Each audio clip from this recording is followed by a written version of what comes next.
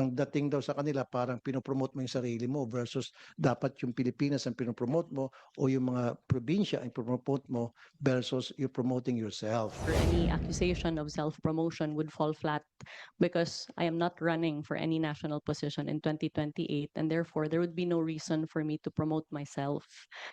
I'm sorry, ma'am. I'm not saying that you're running.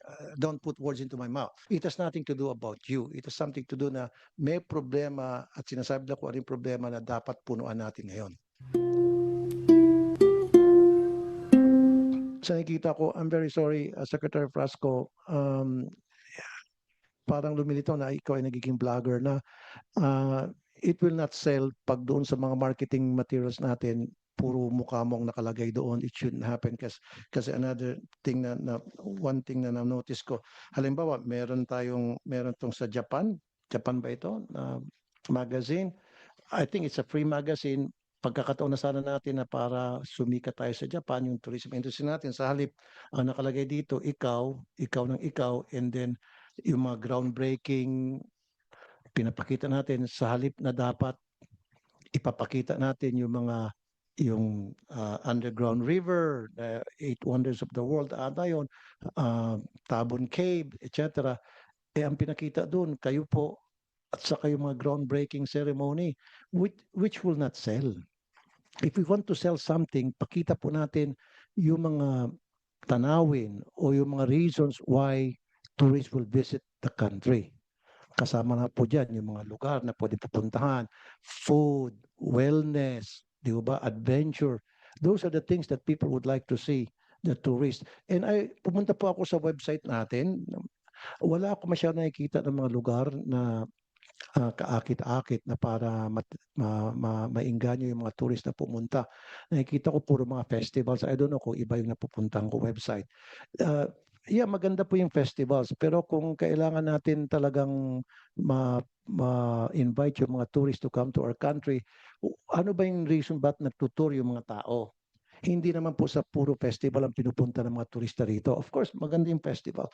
Pupunta sila rito for adventure, wellness, food, culture, and things like that. So yun po dapat ang binebenta natin. Huwag po natin ibinebenta yung maling mga bagay na hindi naman in-expect ng tourists when they arrive in our country. And lastly, dapat yung pagdating pa lamang sa airport, we have to identify who are the tourists, if possible, na vlogger. Kasi malaking dagok to sa atin na pag meron isang vlogger pumunta rito tapos siniraan tayo, magkakaroon ng domino effect yun sa bansa na kung saan sila, not only doon bansa sa, kung saan sila, kundi mga followers nila.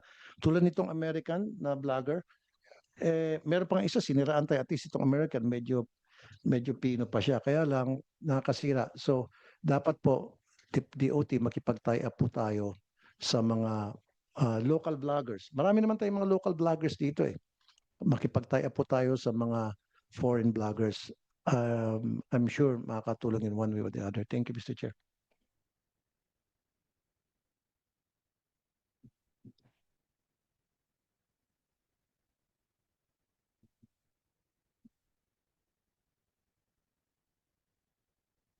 Thank you.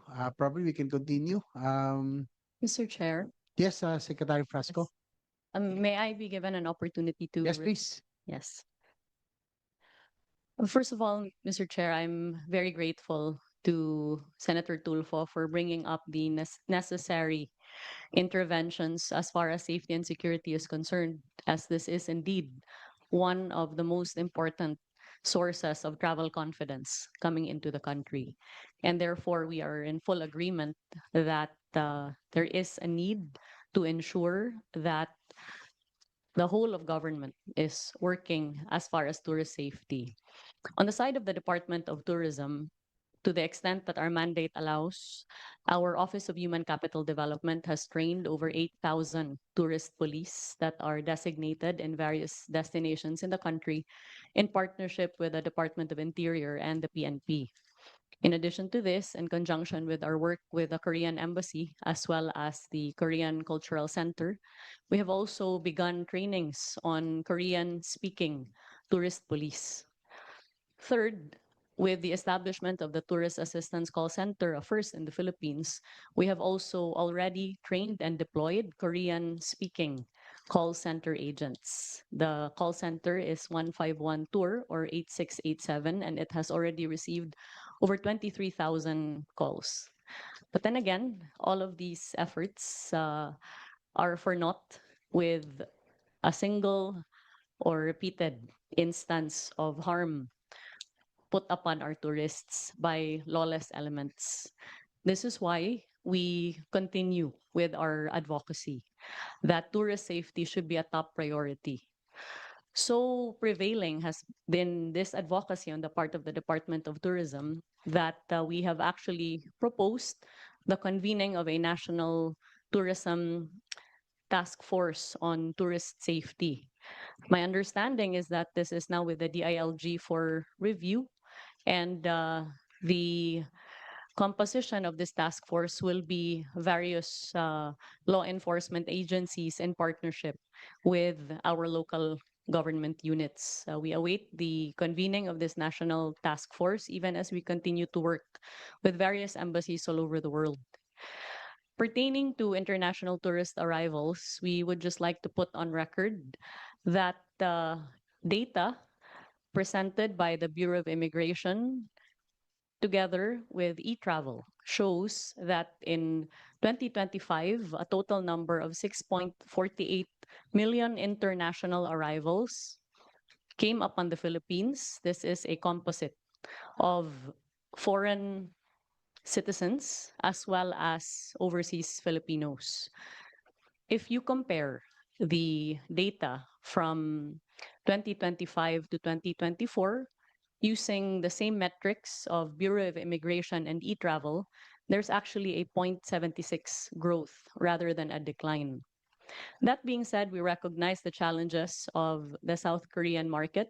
The decline in their outbound travel is not limited to the Philippines, but is seen all over the Southeast Asian region. With that, we have worked very closely with the Korean Embassy, our Korean communities, as well as our tourism attaches and the Tourism Promotions Board, precisely to ramp up efforts on promotions specific to the South Korean market. We have also sought to diversify our markets, veering away from a very high dependency on particular markets alone. With that, we have opened up the Indian market. Our president has shifted the policy from requiring visas to having visa-free travel from India to the Philippines. And this in conjunction with the inaugural flights from Delhi to Manila, which began on October 1 at 3 times daily and which was increased to 5 times daily in December, we have immediately seen a 21% growth from the Indian market.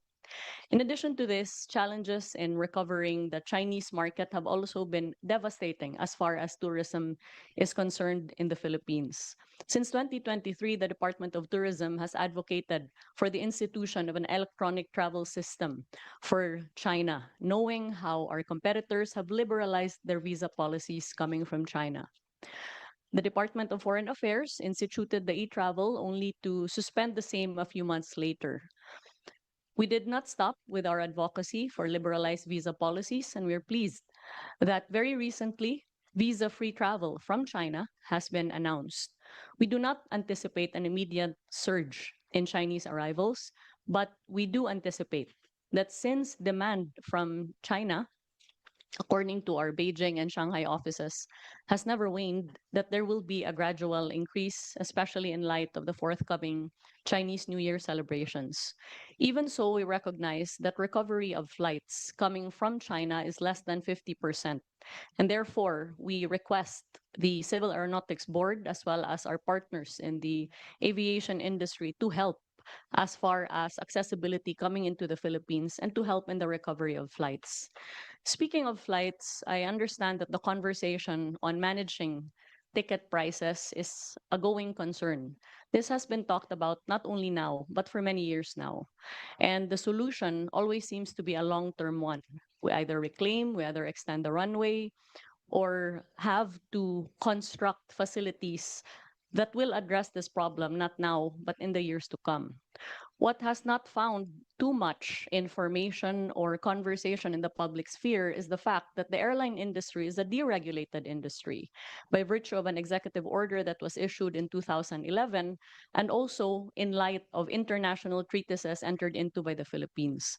And so, it is a humble suggestion on the part of the Department of Tourism that since this is an investigation in aid of legislation, that perhaps it is high time that we revisit the regulations or lack of regulations as far as airline ticket pricing is concerned. My understanding is that the chief regulatory body of this matter is the Civil Aeronautics Board, which is why the Department of Tourism, as early as last year, presented its request to the CAB. First, to present a monthly index of ticket pricing for all airlines in order that there be no market shocks as far as the public is concerned, and in order that the CAB may be able to strictly implement its suggested price ceiling. Without a strict implementation of this matter and without revisiting the deregulation of the airline industry, it is very difficult on the Department of Tourism to manage a matter that is simply not within its mandate. That being said, as far as promotions is concerned, and which is our chief mandate, I would like to put on the record a matter that has been already clarified by the Department of Tourism. In that, the magazine that bore my image, called Philippine Topics, that was published in Japan and subsequently distributed for free, absolutely had no consent, funding, or information on the part of myself or on the part of the Department of Tourism. I did not pay for that magazine. No government funds were used for that magazine, and my consent was never obtained in the use of my image for that magazine. That being said, I wish to clarify that the Department of Tourism maintains two social media sites. One is the corporate site, which reports on the activities of the agency as well as the head of its agency. As far as the programs and projects of the Department of Tourism is concerned, and inevitably, as I have sought as best I can to be as present as possible in all the destinations in the country that have been visited by us in the past 3 years, perhaps that is the reason why my face prominently appears in the Department of Tourism's website, as that reports on our activities. On the other hand, there is a marketing platform of the DOT that reports on all of the destinations and markets all of the destinations in conjunction as well with the sites of the Tourism Promotions Board. So we wish to assure this committee that the Department of Tourism has worked as hard as it could as far as promotions is concerned and has advocated as fiercely as possible as far as matters that can help or harm Philippine tourism, but are simply not entirely within the mandate of the DOT. Thank you. Well, Mr. Chair, yeah, thank you for that clarification, Secretary Frasco. You did say that you never give your consent to this magazine, Japanese magazine, for your picture to be featured in this magazine, free magazine. So what did you do after you learned that they use your picture, your image, and all, and even some items here that describes who you are? So how did they know who you are without you or some of your people telling them? And what did you do after you've learned, for example, if it's really true what you're saying, that they were using your pictures without their consent? Did you do anything? Yes, definitely, Mr. Senator. An immediate investigation was conducted upon my directive, and this is how we were able to find out that Philippine Topics magazine had sought permission to cover the Philippine Expo pavilion in Japan. This was during the launch of the Philippine National Day of the country in Osaka Expo. And so they were given access to cover the Philippine National Day in Osaka.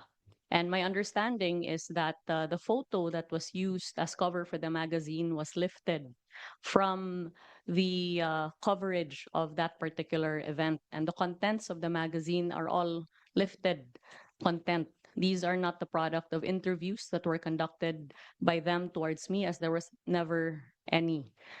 Therefore, after having learned that they were given access to the Osaka Expo, a demand letter had then been sent to Philippine Topics.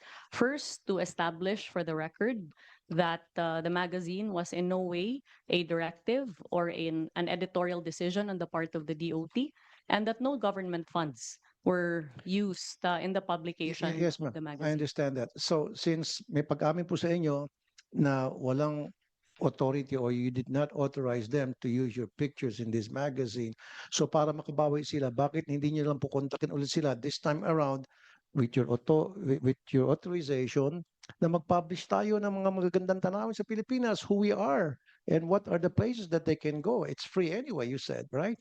So why not contact them? Parang quits na tayo. Sige, nilagay nyo kami dyan ng walang paalam. Ngayon naman, may paalam na kayo, pero itong ilalagay nyo. So we will dictate to them what we want published in their magazine since it's free. Why don't we do that? Kasi mataas ang circulations nito, I would suppose, because it's a free magazine. At maganda, glossy itong magazine na ito. So why don't we take advantage of that? My And also, understanding. ma'am, Mhm. huwag ka magalit, ano? Kasi marami na akong natatanggap ng mga, feedback from other people na pagdating sa promotions, dapat ang pinopromote yung lugar, hindi dapat yung tao. Iwas tayo dun sa personality. We have to promote yung mga pupuntang lugar. Like I said, yung underground river sa Palawan, I think it's 8 wonders of the world ata. Is that considered? Tabon Cave, so many other places that we can feature na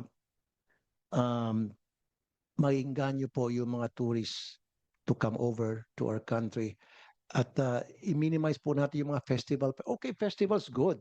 But the tourists will not come to the Philippines because of the festival. They come to the Philippines because of our beaches, the adventure that they can take advantage of, yung mga diving sites, etc. So nakita ko kasi sa isang website ng Philippine Tourism natin, puro mga festival. Kung akong turista, ba't ako pupunta? Ayoko ng festival eh. Of course, may mga tao gusto ng festivals. Di ba? Pupunta sila. Mga tiatihan, kung ano-ano pa dyan. Sidulog. But hindi po magbebenta sa mga tourist dyan. Ang magbebenta sa mga tourist, yung adventure, wellness, food, etc.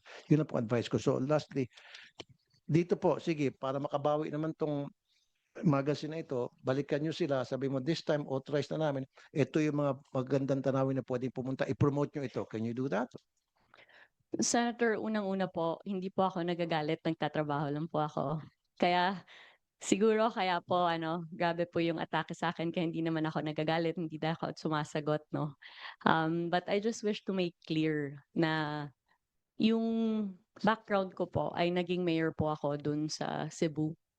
Kaya yung manner, yung urgency, yung presence ng pagtatrabaho, ayun po yung background Okay, ko. yes ma'am. Hindi po ako sanay na magtrabaho sa loob lamang po ng opisina. Nandyan po ako on the ground. In less than 3 years po, nabisita na po natin yung lahat ng rehiyon ng Pilipinas and over around 75% of all the 83 provinces of the Philippines. I agree with you, ma'am, totally. Yeah. Hardworking po kayo. Now, sabi niyo po, yung sa magazine, wala pong consent niyo, ilagay mukha niyo. How about dito po sa mga airport sa Cebu? Nandito po yung mukha niyo, welcoming the tourists That's actually not an airport in Cebu. That I believe is in Boracay. in Boracay. Yes. Let So me, instead po ng picture, like I said, Yes, nothing yes. personal with you, mama. Instead na, sabi ko kanina, personality, ba't di na lang tayo maglalagay ng mga lugar na pwedeng puntahan na para, like I said kanina, for the end time, maingganyo yung mga tao na, sige, pupunta ko, ang ganda niyan. Di ba parang sa ibang lugar, tulad sa Dubai, if I go to other countries, sa airport pa lang nila, makikita mo na sa walls yung mga lugar na pwede pupuntahan na you're being invited to go to that place. In this case, yan po ba may authorization po kayo na ilagay yung picture niyo dyan? Senator Tulfo, I'm really glad that you brought this up because earlier you talked about the 5 lines that people are supposed to take before they can enter Boracay Island. That's in relation to this particular situation. So this matter was brought to us as far as the 1.5 hours of waiting time before you can go into Boracay. Considering that the port is being operated by the provincial government of Aklan, we then, as far back as 2 years ago, approached the governor as well as the mayor to provide guidance as far as how they can improve the tourist experience in Boracay. This then resulted in a public-private partnership between the private sector as well as the provincial government of Aklan to introduce an electronic system that would improve those lines, reduce the number of lines from 5 to 2 or 3, I believe, and reduce the waiting time from around 1.5 hours to much less than that. As I recall, the product of the PPP was launched last year, and I'm told that this tarpaulin was put up because I was supposed to have arrived at the inauguration of this PPP project. But another urgent matter came up here in Manila, and hence I was not able to attend.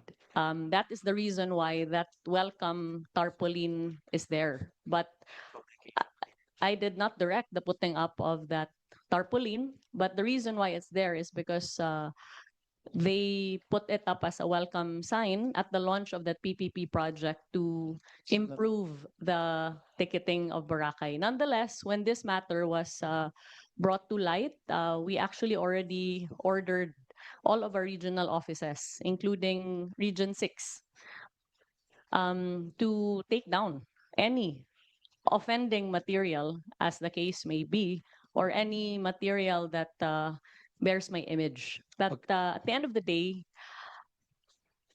I believe that this is a matter of visibility and performance. The question is whether or not the Department of Tourism has performed its mandate in the past 3 years. I respectfully submit that we have within the 93% slashed budget that we have been given and within the limited mandate that we have been given. But it's quite impossible for us to deliver a miracle if we are not provided with the appropriate funding and if we do not obtain the necessary assistance that is needed in order to ensure that infrastructure, connectivity, safety and security, and all of these matters are addressed. Okay, ma'am, huwag kayong magalit ha. Bine-voice out ko lang kung ano yung mga sinasabi ng netizens, kung ano yung nakarating sa akin sumbong. Now, sabi niyo po, yung sa Korea, wala kayong authorization doon, maging sa airport, may authorization ba kayo na para ilagay yung picture niyo? And then isa pa po, meron ditong promotion na kayo po'y nakasakay sa bangka and you're promoting the Philippines at kayo po'y nakadamit ng mga bulaklakin at sa Lake Cebu ba ito? Ito ba'y walang authorization nyo rin na ilalagay po yung mukha nyo doon sa cover ng magazine na kayo po'y nakabihis at parang nag-invite ng mga tourist? Senator Tulfo, that photo I believe you're pertaining to is one that was taken during the Philippine Experience Program, Heritage, Culture, and Arts Caravan that the Department of Tourism implemented in the Soc-Sargen region. That is not a promotional material, but that's actually coverage of the activities of the department. That photo was taken at the time when we held the Philippine Experience Program in South Cotabato. So bakit hindi na lang po model na taga roon mismo, native po sa lugar na yon, nakilala sa lugar na yon? Why you? That photo was taken during my presence at the Yes, ma'am, South I know, I Cotabato. understand. Yes. We don't have any fight on that matter. What I'm trying to say is, But- someone who's recognized in that community, in that place, yung kilala, kunyari, Miss, kung anong bansa, ano bang lugar po yan? That's Lake Cebu. Cebu. Oh, how about Lake Cebu. Yes. Lake Cebu in Cebu? In South And Cotabato. so, how about Miss Cotabato instead of you? Nakilala sa lugar na yan. Senator So, Tulfo, let me clarify No, that. no, ma'am, let me finish Yes. first. Mm. Kanina hindi kita in-interrupt. So bakit hindi na lang po yung isang native na kilala ng mga tao na kapag nakita nila, maagad-agad maintindihan nila Bakit siya nandyan as opposed to ikaw? Isa pa po. Ma'am, these are the things that I'm trying to voice out today. Nothing personal, nothing about you. These are the complaints that my office received, my action center received. They came to me and they talked to me and they told me everything I'm telling you now. Isa pa dito, meron sa isang, ano ba to? Pinakita sa amin na puro nakalagay frasco, frasco, frasco, frasco sa isang, sa Ninolan, Cebu. So doon sa mga, yung sa mga tabi-tabi na may mga eateries, mga karinderya. So merong kahabaan, puro karinderya sa, I think sa highway ba ito?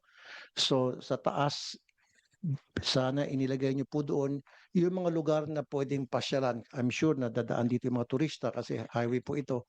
Sa halip na ilagay niyo po yung karatula doon ng mga places na pwedeng bisitahin, ang nilagay niyo po doon, puro apelyido niyo po all the way. So siguro po walang authorization sa inyo. Baka yung mga tao niyo lang pong gumawa niyan without you telling them. Baka merong gustong sumipsip sa inyo at nilagay yung name niyo. So siguro po pwede yung sabihin yung mga tao niyo next time, wag puro ako. Dapat yung mga lugar na talagang bebenta sa mga tourist. Is that good enough? Senator, with all due respect, I just wish to place on the record that the photos that have been used and transformed into memes are actually work photos. Is that AI? You're telling me that's No, AI? no. Okay. This is a work photo. I was in Lake Cebu in South Cotabato promoting the Philippine Experience Program. The interpretation or misinterpretation of that, of course, is up to public consumption. But we have all the documentation to prove that my presence there was a legitimate one, and it was to help the destination as far as crafting of tourism packages, tourism circuits, building up of attention for the destination in conjunction with our tourism stakeholders. I'm not saying, Mom, that you're not present, your presence there is not legit. Okay? What I'm saying is, yung presence mo doon, yung sa picture na yan, it doesn't fit in sa taste ng mga Pilipino na nakakita po niyan. Kaya nga po binabash po kayo. Hanggang sa pumunta po sila sa action center ko para magreklamo. Nung malaman nila magkakaroon ng hearing ng ganito, they came to my office and they told me na ito yung baka pwede mo iparating sa Department of Tourism. That's why I'm trying to voice it out today here in the hearing. Okay. So kasi ang nangyari, ma'am, ang dating daw sa kanila parang pinopromote mo yung sarili mo versus dapat yung Pilipinas ang pinopromote mo o yung mga probinsya ang pinopromote mo versus you promoting yourself. Yun po yung dating sa mga tao. Hindi po sa akin yun, ha? That's not from me, from them. So ang dating po sa mga tao na you're trying to promote yourself. So maybe we have to refrain from doing that. We can use model siguro. Di ba? Like I said, yan sabi mo sa Cotabato ba yan? Saan lugar? South Cotabato. Then let's use Miss South Cotabato as the model or a native South Cotabato. Ano ba yung pinaka-native dyan sa Cotabato? Yung mga indigenous people in Cotabato. Much better versus kayo po. Yun po yung pinopoint out ng mga lumapit po sa akin. Mr. Chair, gusto magsalita si Ms. Rasco? Sec, you want to respond? Yes, I completely hear you, Senator, and I'm grateful that you have brought these matters to light. But since I have the floor, I would just like to reiterate my position that I have tried to be as present as possible in our destinations and for our stakeholders. That is the extent of the duty that I have exercised and nothing more. I have no national ambition. I'm not running for any national position. And therefore, any accusation of self-promotion would fall flat because I am not running for any national position in 2028. And therefore, there would be no reason for me to promote myself. I'm sorry, ma'am. I'm not saying that you're running. Don't put words into my mouth. I'm not saying that. What I'm saying is, yun po nakakalata yung mga tao na parang pinopromote yung sarili mo for whatever reason. Now, also, ma'am, compared to other countries like Vietnam, Korea, Malaysia, Japan, hindi niyo po nakikita yung mukha ng mga secretaries ng Department of Tourism nila doon eh. Wala. Never ka makita sa tourist materials ng kahit anong bansa na banggit ko, yung kanilang Secretary of Tourism, pinopromote yung mga muka ng mga pictures nila. That's what Yes. people that came to me. Perhaps if it is the pleasure of the There. senator that I no longer visit our destinations or that there be no coverage of the same, we can take that into serious consideration. But as far as I'm, Of my course, ma'am, understanding, you can yes. visit. Why not? Yeah, I would even, people will appreciate you going there so that makita mo on the ground kung ano yung mga kulang, ano yung mga kailangang gawin, etc. But what we are saying here, ma'am, please, huwag mo i-promote yung sarili mo. Pag I pumunta have ko na not, sa isang lugar, Senator. kung ano yung mga kulang doon, punahin mo and then punuan mo. Yun po yung point ng mga netizens na lumapit po sa akin. Okay? It has nothing to do about you. It has something to do na may problema at sinasabi na ko ano yung problema na dapat punuan natin ngayon. Senator, we would be also very happy to provide your office with all of the promotional efforts that we have made sans my face in the destinations covered in order to indicate that Thank you. the Department of Tourism has not ever ceased from promoting our destinations, notwithstanding our very, very limited budget.